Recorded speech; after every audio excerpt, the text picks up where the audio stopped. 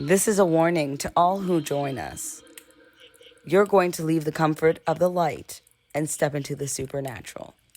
This evening's guest is Are You Afraid of the Dark creator, DJ MacHale. This bite begs the question, are you afraid of the dark?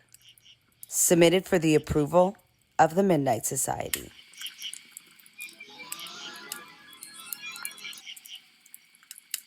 Let's start off talking about Are You Afraid of the Dark? How did that come to light? Well, it's a long story. I'll make it short. I used to live in Connecticut, just outside of New York. And so after I got out of film school and trying to get into the entertainment business, where I first really got a foothold was in kids TV. That's because that was really happening out of New York at the time. So this is back in the 80s. So I wrote a number of kids TV shows, a couple of series, and I wrote a TV adaptation for HBO of the Encyclopedia Brown Boy detective novels. And the fellow who hired me to do that, a fellow by the name of Ned Candle, after we finished with that series, he said, hey, let's come up with a series on our own. And originally it was going to be for home video. So the idea was we were going to get some guy to sit in a big easy chair in front of a fireplace with a big book that said fairy tales on it. And he'd read fairy tales, and we'd record these things and we'd sell these things for parents who didn't feel like reading fairy tales to their kids. So it's fairy tales for lazy parents. Where we ran into a problem was, what are the fairy tales? And they all just seemed so boring, Little Red Riding Hood. It's like, what are we going to, I don't know. So Ned asked me, he said, what kind of stories did you like when you were a kid? I said, I liked scary stories. So fairy tales became scary tales. Having an old guy read scary tales didn't quite fit anymore. That was kind of weird. Yeah. So, well, how do you tell scary story? Well, sitting around a campfire. So old guy goes away, campfire kids come around the campfire, and suddenly the budget starts going up. We thought, maybe this could be a show, not a direct video. So we took it to Nickelodeon, and they said, yeah, this is a good idea. And that's essentially, there's a lot more to it than that, but that's essentially how Are You Afraid of the Dark came along. Because Frank's afraid of the dark, remember? Wow. Well, it's definitely a genius idea. I grew up watching this series and definitely scared me the most out of any show on television. What I want to know is, did you think when you started it that it would have all the success that it did? That's a great question. And the simple answer is no. I mean, when you do anything, I've done a lot of shows, I've written a lot of books, and when you do it, you don't think that 30 some odd years later, people are still going to be talking about it. If I did, maybe I would have tried harder. I don't know. I'm thinking, oh my gosh, I better think a little harder about this. And the thing that's kind of fun about it now is that, and I have a theory about this, is that we finished the show in 2000. That was the last original show. And it still played for a while, but then it went away, like all shows go away. So I really hadn't thought about the show much in maybe 20 years, something like that. But then what happened is that kids who were 90s kids grew up like you. Mm-hmm. And so my theory is that 90s kids are starting to feel their own mortality. So suddenly nostalgia plays a part in their lives, which doesn't play a part in your life when you're a kid, but when you get older, it plays a part in your life. So there's this boom in this 90s nostalgia. And Are You Afraid of the Dark is smack dab there. So I not so jokingly say, I talk about that show more today than I did when it was first run. Because there's so much written about the show, about the 90s in general, but about that show. And then Nickelodeon rebooted it. So I have nothing to do with the reboot, but it's like, it's current as well. And so in answer to your question, in 1991, did I think that we'd be sitting here talking about Are You Afraid of the Dark? Absolutely not.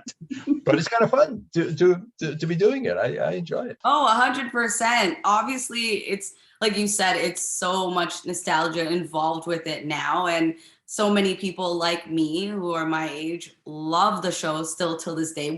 My husband and I still watch it. One of the things that's so fun, I just saw something the other day. You always see these lists on BuzzFeed and things like that.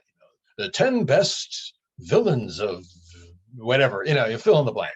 The 10 worst ice cream flavors, there's all these things.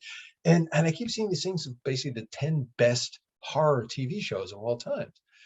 And I am amazed that our show is spoken about in the same breath as The Twilight Zone. You've just crossed over into the Twilight Zone. Oh, 100%. And like you said, it's just even okay when it comes to the first episode that aired, the intro wasn't there yet. And then when you rolled into the second one, you have this extremely creepy intro.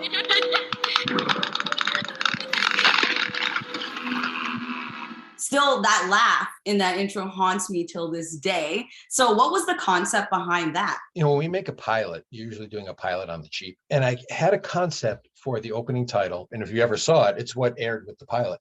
It's kind of cheesy.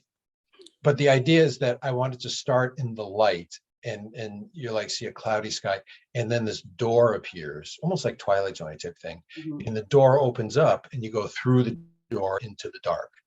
And the kind of ghostly images are floating around, and then the title comes up, Are You Afraid of the Dark? So that was the initial concept. It was really done on the fly.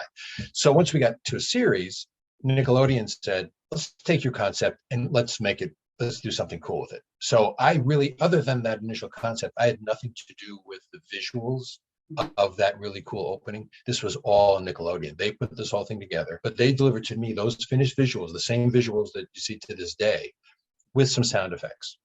What we did back with the production, we added the music to it.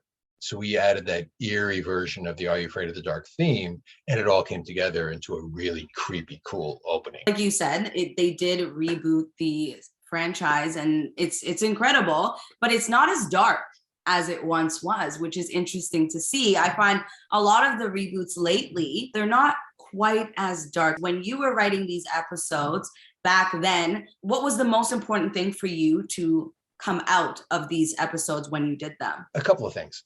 One is, and this I'll attribute my partner Ned, we created the show together. He had a great phrase, and he said, the trick is to write for adults and cast short people. So we weren't making a kids show. I mean, certainly you always had in the back of our head, there are certain lines you can't cross because it is for kids. But short of crossing those lines, we used every technique in the book, story-wise and production-wise and directing-wise, to wring as much tension and weirdness out of it. It's the most fun in the park when you're laughing in the dark.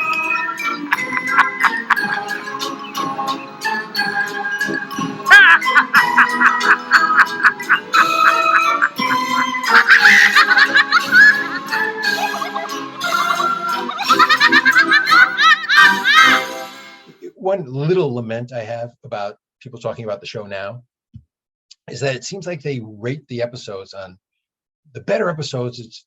The scarier they are, the better they are. And the intent wasn't necessarily to be scary, even though it's called Are You Afraid of the Dark? That wasn't the number one goal. It wasn't like, I'm going to scare little kids to death. Yeah. That wasn't the idea. The idea was really way more Twilight Zone, which is to tell a variety of really uncanny, disturbing, supernatural, across the gamut of the supernatural world, whether it's monsters or time travel. So it's really to give a variety. I mean, there are a lot of love stories that were in there as well, and ghosts and, you name it, across the board. And they weren't necessarily all jump in your face, scared. Some were, but not all of them were. And one funny thing was that, I remember when I was a kid, and I think all kids can relate to this. I remember seeing a couple of movies when I was a kid that there were some images of something icky that stuck with me, and I had nightmares about them. So when we went into this show, I had my own little rule myself. It's like, I don't want to make any image that could stick with a kid that could haunt their nightmares. What's the matter, kids? Can't think of joke? That went away real quick. Now, I'm like, I don't know, man. You didn't really achieve that. I'm terrified of clowns, and that clown is still there. Well, it even went so far back as to the pilot. The pilot episode we did was called The Tale of the Twisted Claw. And you probably don't remember it, but of course I do, yeah. Well, there's this one scene where, every time it's the monkey's claw, and every time the kids make a wish on this claw, they get their wish, but something bad happens because of it. And so these two kids, the scene where the kids are out Halloween, they're trick-or-treating, and I think the wish was something like, wish we could just go home. Well, they run into this group of older kids who are like thugs, who are intimidating them. And I put these kids in these weird masks, like these weird half like Phantom of the Opera kind of masks, half masks. And as they're kind of intimidating the kids, I had them going right up to the camera and doing this as if they're talking right to the kids. And I'll never forget the camera or director of photography, Carol Ike, he's shooting this thing. And after one of the shots, he just looked at me and goes, that was really scary.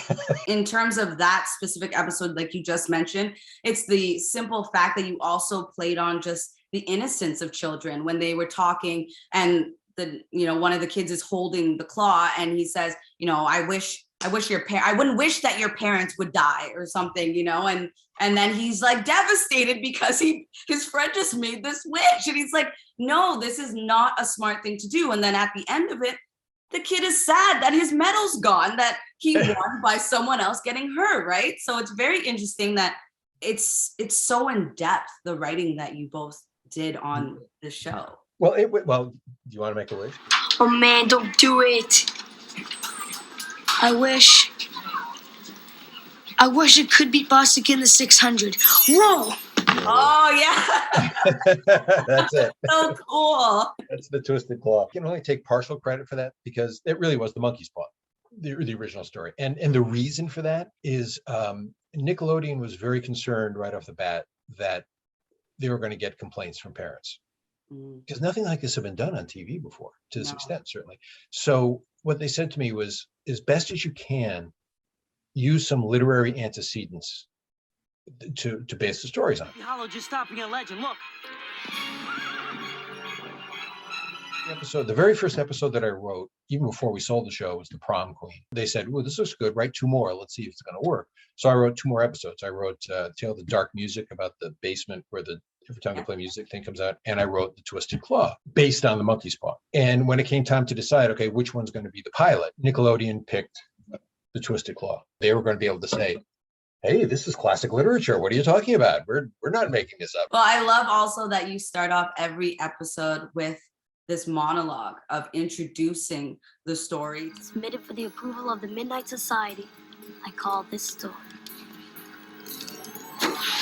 It literally is something that stuck with so many people throughout the years. So when it came to really finalizing what these kids were going to gather around the campfire and start off with, was that a hard process? No, not at all. It actually made all sorts of sense, because we came to it from a very logical place, because it started going back to those fairy tales being read. It started with the storytelling tradition even before they got scary. It was like, we want someone to be telling stories. And then once they got scary, the fact that it makes total logical sense to have kids sitting around a campfire. The submitted for your approval is paying homage to Twilight Zone.